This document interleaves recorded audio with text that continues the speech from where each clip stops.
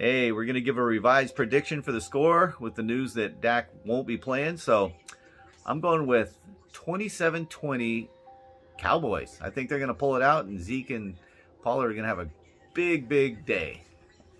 I'm thinking 24-21 Minnesota. I think they play as if their season's on the line. It's like their Super Bowl at home. Yeah. I just think with Dak, we don't have quite just enough to get over this one.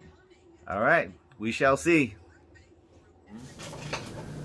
Hey, another hard-fought victory. This one on the road in Minnesota with Cooper Rush. What do you got to say about that?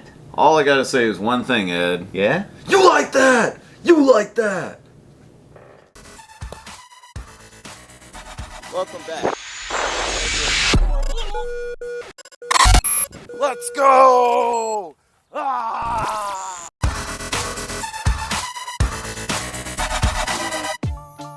Hey everybody, welcome back to another Ed and Eddie Silver and Blue, where we talk Cowboys all day, every day. Word of the day is good, bad, ugly. And before we get started, hey, we want to have a special toast to our buddy Jalen Smith. You know, a little bit sad, he's having a bit of a rough go at it in the NFL right now, but hey, he's still a Cowboy, we still love him, still support him. I think he's going to retire, actually. I think he's going to scrap a little bit for work. Kind of the Adrian Peterson, he'll get picked up by some team desperately in need of linebacker, but yeah, he might.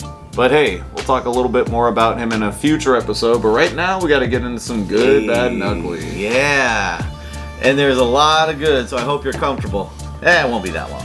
So, I'll get it started then. First for the good, Cooper Rush in the second half. Good thing you made that distinction. Go ahead. Yeah, because, hey, you know, we'll talk a little bit about the first half later, but second half, he came to play. Almost as if a guy who had a few starts under his belt, like an 8-year veteran. Yeah. That was amazing. Saved the day for us, really.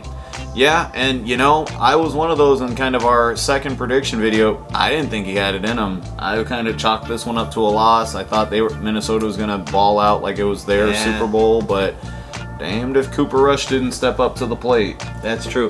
You made a good point. Minnesota really didn't. Gotta admit. No. They didn't make much of an effort over it, and I don't know what the reason was, but appreciate it, guys. Hey, did us a favor. Who do you got, Ed? Anthony Brown. I thought Anthony Brown had his best game of the year, and you know, we've talked so much bad about Anthony Brown. He's been in a lot of our good, bad, and uglies under the bad. But, man, he deserves to be in the good this time because he was hitting, he was, you know, defending guys. He didn't get thrown at all that much, and that tells me he had good coverage. And, you know, he had good coverage against guys like Adam Thielen and Justin Jefferson. And so, yeah, I'm 100% on board with it. I'm the first guy to jump on the Anthony Brown hate wagon, but, hey, he came to play and he looked like a stud. Yep.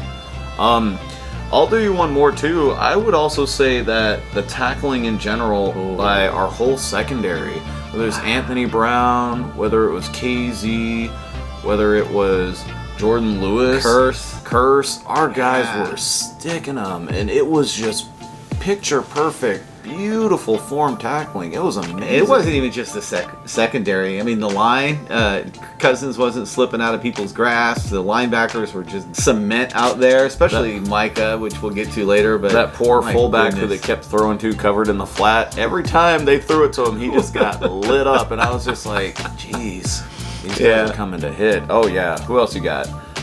I'm going to have to add McCarthy to the good. You know, we've been giving him a lot of stuff over the course of the season so far, but if you follow our videos, you'll see that I have been in his corner this whole time, and he has really come around in a lot of people's eyes, I think. At the end of the game, when he called that timeout with 20 seconds left, I thought that was brilliant because the clock was down anyway. It's not like we lost time over it, and we got our defensive line back out there because we had a bunch of backups in at that moment. He looked like Tom Landry compared to Zimmer that night. Yeah, no, in all honesty, that's one thing I kind of noticed too, was McCarthy, he's been improving as a coach as the weeks have gone on. I've had to, you know, scratch my head in the first few weeks at some of his different calls, but he's been improving, and, you know, giving him his due, he's definitely gotten better, especially coming in with a backup QB. He had us, again, ready to play, ready to fight. after that shaky first kind of drive of the first quarter, we looked like we were ready to fight, and there wasn't, any gigantic lapses. No, and you know what? I don't know if it's McCarthy, although I think it is. He's not willing to put up with bullshit. This week we waived Ane. We got rid of Jalen, and everybody, raised a lot of eyebrows at that time. I like the attitude he's bringing and the toughness, and he's got the team on a mission. Yeah, and one more about an A before we go to the final good is just, I'm all for it, because every time we've seen him out there on special teams, it seems like every other week he has some kind of penalty that screws us up, and at that point, if you can't even make a special teams impact in an average way, let alone a negative way, where do we have you? Right.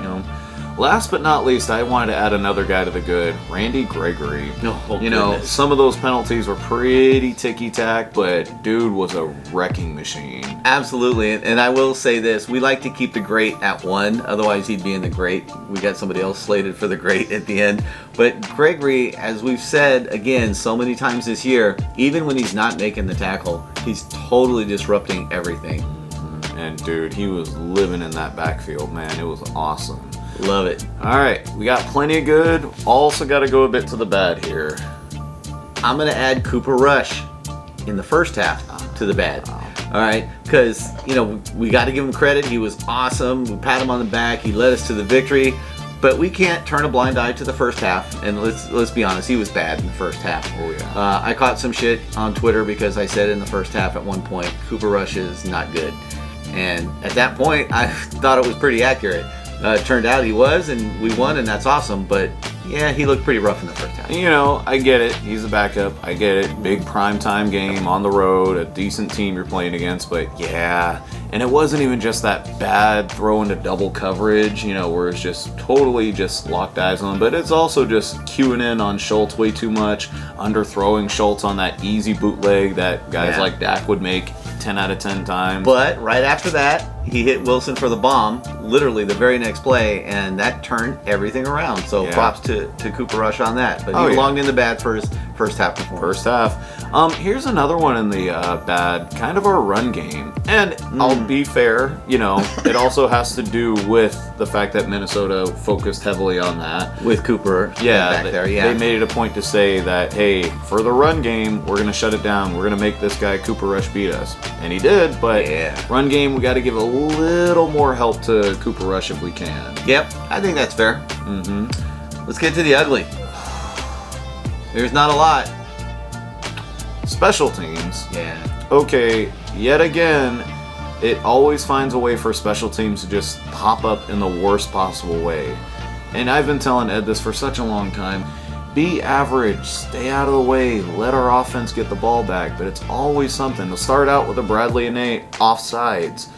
4th and 5, we get the ball back, and he jumps offsides. It's essentially a turnover when that happens, and it just killed him, man. We were lucky to escape with the win, frankly. Yeah, and it's like, well, the offside, he's done this before. So it's just, you get in the game for 8 snaps a game. Can you just not do that? Yeah. And then another one, it's almost like clockwork. Another Greg Zerline missed field goal. And the thing is, it wasn't some majestic 57-yarder he gave it his best shot. No, it was a 42-yarder. Something that every NFL kicker should be able to make 90% of the time. Yep. For whatever reason, he's going all Brett Maher on us and just missing the makeable ones and making these great ones. Yeah, they belong in the ugly, and there you go. But that's the only ugly we got, to be honest with you, because they got a road win in a tough environment with their backup quarterback, so you can't say too much bad about it. I'll say one last final ugly, though, that I thought, yet again, we were on the short end of the stick. The referees. Oh my goodness. Dude, yet again, I just feel as though the refs are just going out of their way to make certain calls that they normally wouldn't make. The roughing the passer, I thought that was weak. Do you want more? Randy Gregory. I could see maybe you calling the guy pulling off the pile, kind of weak, but okay. But you really called an unnecessary roughness for hitting a guy inbounds when the whistle didn't blow. Well, his forward progress was stopped. You didn't blow a whistle. So you're going against everything every football player has been taught, where unless the referee's blowing the whistle or goes in to physically stop it, you Keep play playing. until the whistle. How many times do we see running backs get stood up during a run, and there'll be 3 or 4 defenders on them, and they're pushing them back, and you hear the whistles, beep, beep, beep, beep, beep, beep, and they still push him down at the end. No flag. All right, this was much, much less egregious, and we got a flag, which is complete bullshit. And the one I really got more upset at was Van Der Esch did that, and he didn't get called. Yeah. He laid out the guy out of After bounds, he stepped out. which should have completely been an unnecessary roughness, but they didn't call it. So it's just, so what? You're not doing your job, but you're sometimes doing your job. Well, can we talk about the guy choking CD after CD burned him for that long completion from Cedric Wilson? He's literally laying on the ground, choking him out of bounds. Nothing. And CD's pointing. He's waving and pointing. Nothing. Again, why can't you just do your job? That's all I'm asking. Just Exactly. do your job. Just don't screw up and do your job. It's not like we're naming weird, obscure stuff that the ref may not have seen. It was all very clear. It's to the point where even the announcers are kind of Yeah. on TV like, I don't know. Or even, their famous, hey, guy from New York, what do you tell us what you think? Yeah, I don't believe it's a penalty. Well, Yeah, Cowboys- even they were on the side of the Cowboys, which is very rare. yet again, I guess the Cowboys got unlucky. Shucks. Thank God Minnesota just didn't know what to do with it, because that was literally 3 first downs on that same drive, That all of was which you bull. could say were ticky-tack. And Yep. yeah. Yeah, we could talk about that all night, but let's just get to the great. We each got one great. Eddie, tell me your great. Micah Parsons, of course, man. Yes. This guy has become such a stud. He led the team in tackles by a large margin. Dude was flying everywhere. Dude was laying people out, shedding blocks. The guy was awesome. I think it's very clear that he is the front runner for Defensive Rookie of the Year. Okay. Oh, yeah. Would he be in consideration for Defensive Player of the Year? We'll see. It's hard to usurp the king, Aaron Donald, but hey, he's Right in the now, running. his He's in the running. impact is crazy good. Who Yeah. you got, Ed?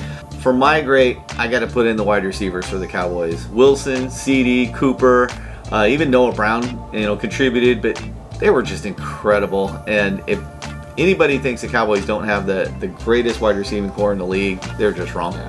No, and it showed out there, dude. Like, they won their one-on-one matchup, starting out with Wilson and his awesome slant, burning everybody down the field. Cooper coming to play, his circus catch, his awesome tiptoe in the end zone. And CD, just the whole game. Like, they showed one of those stats that the DBs played off him. I was going to say that. Yeah. They played off him so far because he's just such a dynamic threat that they have to respect that. Yeah, and his moves off the line, even when they try and press him and play close, they just can't. They just can't stay close to the guy. We got him at 17. That's stupid. That's absolutely insane. And that's it, man. That's all we got. Just another incredible road win. We got 2 upcoming home games against not quite doormats, but close. So everything's looking up and up right now, man. Amen. So, Cowboys fans, let us know what you think in the comments below. Any good players that you thought we didn't mention? Anyone that was on your bad or ugly list? Let us know what you think. Hit that subscribe button, please.